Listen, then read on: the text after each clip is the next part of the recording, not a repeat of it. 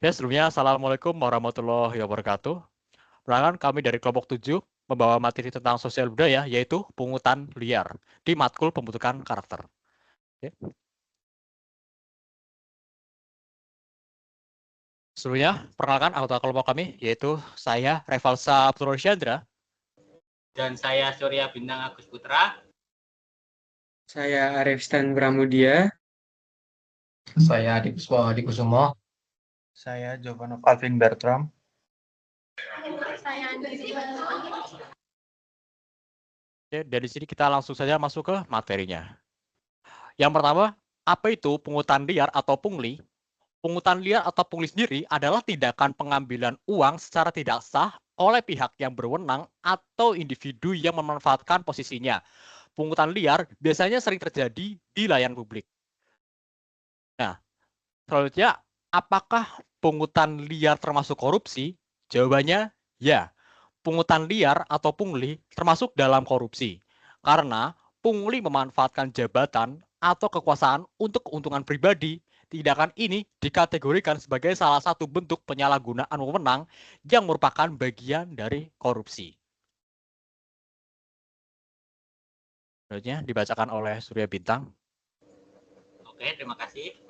Selanjutnya yaitu ciri-ciri pungli. Pungli atau pungutan liar adalah tindakan yang dilakukan dengan meminta pembayaran yang tidak pantas atau tidak sesuai dengan persyaratan. Berikut ciri-ciri pungli. Penyalahgunaan kekuasaan untuk menguntungkan diri sendiri atau orang lain. Memeraskan seseorang untuk memberikan sesuatu, membayar atau mengajarkan sesuatu. Meminta pembayaran sejumlah uang yang tidak wajar dan meminta pembayaran yang tidak berdasarkan persyaratan pembayaran yang ada. Next. Nah, untuk dampak negatif pungli sendiri yaitu merusak integritas dan kepercayaan, meningkatkan ketidakadilan sosial, mendorong tindak korupsi lainnya, menurunkan kesejahteraan masyarakat, menghambat pertumbuhan ekonomi, mengurangi kualitas layanan publik, memicu ketidakpuasan sosial, dan menghambat reformasi birokrasi.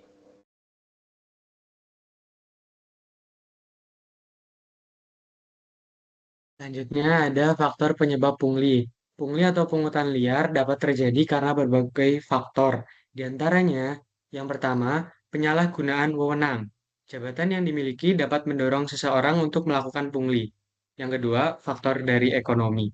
Penghasilan yang kurang mencukupi memotivasi praktik pungli. Yang ketiga, ada budaya. Pungli sudah menjadi kebiasaan di beberapa lembaga. Yang keempat, kesadaran hukum rendah. Pelaku mungkin tidak menyadari ancaman hukum yang berlaku. Lalu yang terakhir, kurangnya pemahaman masyarakat. Masyarakat sering tidak memahami bahwa pungli adalah maladministrasi.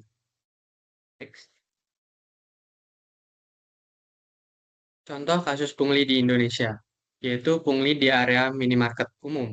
Pungutan liar di area parkir minimarket yang seharusnya gratis telah menjadi perhatian serius di berbagai daerah di Indonesia. Meskipun pengelola minimarket seperti Indomaret dan Alfamart telah menegaskan bahwa parkir di tempat mereka tidak dipungut biaya, masih banyak oknum juru parkir liar yang memanfaatkan situasi ini untuk meminta uang parkir dari pengunjung. Oke, selanjutnya ada Undang-Undang Hukum Pidana atau KUHP dari pungli. Dalam Kitab Undang-Undang Hukum Pidana, Pasal 368 KUHP menyatakan bahwa siapapun yang dengan maksud menguntungkan diri sendiri atau orang lain secara melawan hukum memaksa orang lain memberikan sesuatu, membayar atau menerima pembayaran dengan potongan dapat diancam dengan pidana penjara hingga 9 tahun. Next. Apa sih hukumannya bagi pelaku pungli? Pelaku pungli di Indonesia dapat dikenai hukuman pidana sesuai dengan pasal 368 Kitab Undang-Undang Hukum Pidana. Berikut adalah beberapa hukuman yang dapat diberikan. Yang pertama, pelaku pungli dapat dijatuhi hukuman penjara hingga 9 tahun. Yang kedua, pelaku juga dapat dikenai denda sesuai dengan ketentuan yang berlaku. Yang ketiga, jika pelaku adalah seorang pegawai negeri atau pejabat, dia dapat diberhentikan dari jabatannya. Yang terakhir, pelaku juga dapat dikenai sanksi administratif, seperti pencabutan izin usaha atau tindakan lainnya sesuai dengan peraturan yang berlaku. Oke, selanjutnya akan dijelaskan oleh Jovanov. Upaya mengatasi pungli. Pertama, mengidentifikasi area yang berpotensi terjadi pungli dan mengambil langkah-langkah efektif untuk memberantas pungli. Kedua, menindak tegas aparatur sipil negara ASN yang terlibat pungli. Ketiga, melakukan investigasi lebih mendalam untuk menjaring keterlibatan oknum-oknum lain. Keempat, meningkatkan upaya dalam rangka peningkatan kualitas ASN. Upaya mengatasi pungli. Selain itu, kita juga bisa melakukan pengaduan ke Pemda ataupun Dishub di daerah tersebut. Karena biasanya ada parkir ilegal yang mengatasnamakan Dishub ataupun pihak ilegal lainnya. Selanjutnya dibacakan oleh Andini.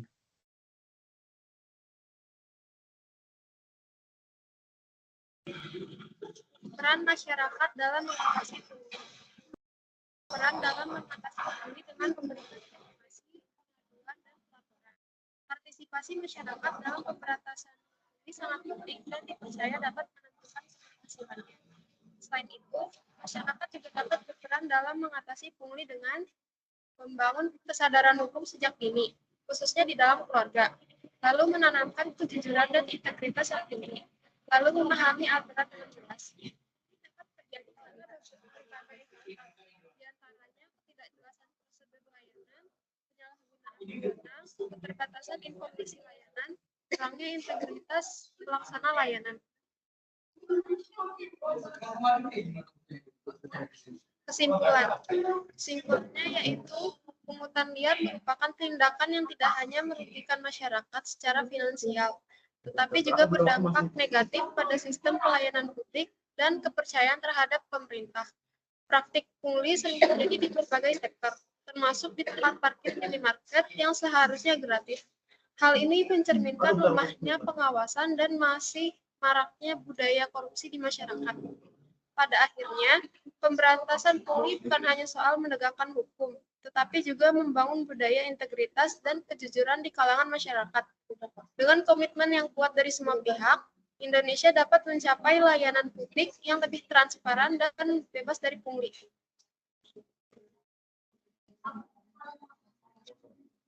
Kurang lebihnya begitu. Bila ada salah kata kami mohon maaf. Sekian, wassalamualaikum warahmatullahi wabarakatuh.